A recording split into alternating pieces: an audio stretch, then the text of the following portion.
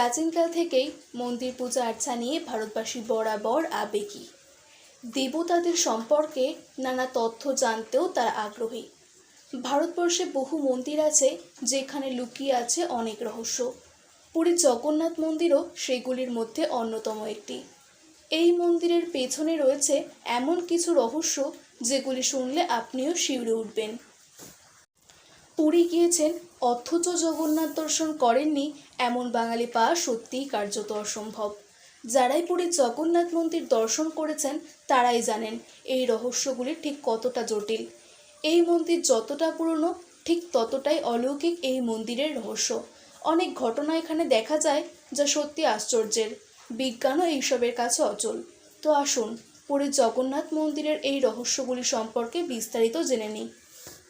Number 1, কথিত আছে পুরীর জগন্নাথ মন্দির নাকি ভগবান শ্রীকৃষ্ণের মৃত্যুর রহস্য লুকিয়ে আছে। দাপর যুগে শ্রীকৃষ্ণের অন্ত্যেষ্টিক্রিয়ার পর তার জ্বলন্ত হৃৎপিণ্ডটি নদীর জলে ভাসিয়ে দেন পাণ্ডবরা। আর সেই হৃৎপিণ্ডই নদীর জলে ভেসে আসে রাজা ইন্দ্রদুগ্নের কাছে। মহারাজ ইন্দ্রদুগ্ন স্বপ্নাদেশ পেয়ে এই শ্রীক্ষেত্র পুরীতে তার নীলমাধব রূপে প্রতিষ্ঠা করেন। নাম্বার 2, পুরীর মন্দিরের চূড়ায় যে পতাকা রয়েছে তা সর্বদাই হাওয়ার বিপরীত দিকে উঠতে থাকে। এই ঘটনার বৈজ্ঞানিক ব্যাখ্যা আজও পাওয়া যায়নি। সেখানে এমন কোন রহস্যময় ব্যাপার রয়েছে যেখানে পতাকাটি স্বাভাবিকের চেয়ে অন্যরকম আচরণ করে। নাম্বার 3, পুরীর মন্দিরের ওপরের সুদর্শন চক্রের ওজন প্রায় 20 কেজি। পুরী শহরের যে কোনো স্থান থেকেই এই চক্রকে দেখা যায়। আড়াল আবডাল কাটিয়ে পুরীর যে কোনো প্রান্ত থেকেই তা দেখা যায় এবং যেই দিক থেকেই দেখুন না কেন সবসময় মনে হবে আপনি চক্রের সামনের দিকটাই দেখছেন।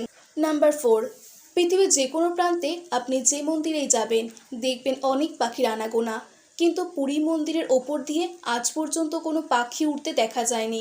এমনকি মন্দিরের ওপর দিয়ে যায়নি কোনো বিমা। অনেকেই মনে করেন জগতের নাথ জগন্নাথের ওপর কেউ নেই। সেই বার্তাই দিচ্ছে এই মন্দির বছরের পর বছর। নাম্বার 5, জগন্নাথ মন্দিরের মোট 4টি দরজা রয়েছে। তার মধ্যে অন্যতম হল সিংহদ্বার। এই সিংহদ্বারের আগে পর্যন্ত সমুদ্রের গর্জনের আওয়াজ শোনা যায়। তারপর সিংহদ্বারের একটি সিঁড়ি পেরোলেই এই শব্দ আর শোনা যায় না। এমনকি এত বড় মন্দিরের কোনো স্থান থেকে এত কাছে থাকা সমুদ্রের কোনো শব্দই শোনা যায় না। নাম্বার 6, পুরীর জগন্নাথ মন্দিরটি এমনভাবে তৈরি যে এর ছায়া জমিকে স্পর্শ করে না। সকাল থেকে সন্ধে অবধি কখনোই আপনি ছায়া দেখতে পাবেন না, এমনটা আপনি নিজে গেলেও প্রমাণ পাবেন। এটাই নাকি প্রভুর মায়া। কেন এমন ঘটনা ঘটে তা নিয়ে বাস্তুকারদের মধ্যে বহু বিতর্ক চলছে যুগ যুগ ধরে। নাম্বার 7, বিশ্বের যে কোনো জায়গায় সমুদ্র থেকে হাওয়া আসে তীরের দিকে, আর বিকেলের দিকে উপকূল থেকে সমুদ্রের দিকে হাওয়া যায়। তবে আশ্চর্যের বিষয় বলুন তো কি, পুরীতে ঠিক তার উল্টোটা হয়। এটাই নাকি শ্রীক্ষেত্রের মহিমা। 12 বছর অন্তর জগন্নাথ, বলরাম ও সুভদ্রার নবকলেবর হয়। জগন্নাথ, বলরাম এবং সুভদ্রার মূর্তি যে কাঠে নির্মাণ হবে সে গাছের কতগুলি বিশেষ বৈশিষ্ট্য থাকে। যেমন সেই গাছটি নিম গাছ হবে অথচ তাতে চন্দনের গন্ধ থাকবে। গাছের মধ্যে শঙ্খ, চক্র, গদা ও পদ্মের চিহ্ন থাকবে এবং গাছের ওপর দিয়ে কোনোদিনও কোনো পাখি যাবে না। গাছের ওপরে কোনো পাখি বসবে না এবং গাছটি সাপেরা ঘিরে থাকবে ইত্যাদি।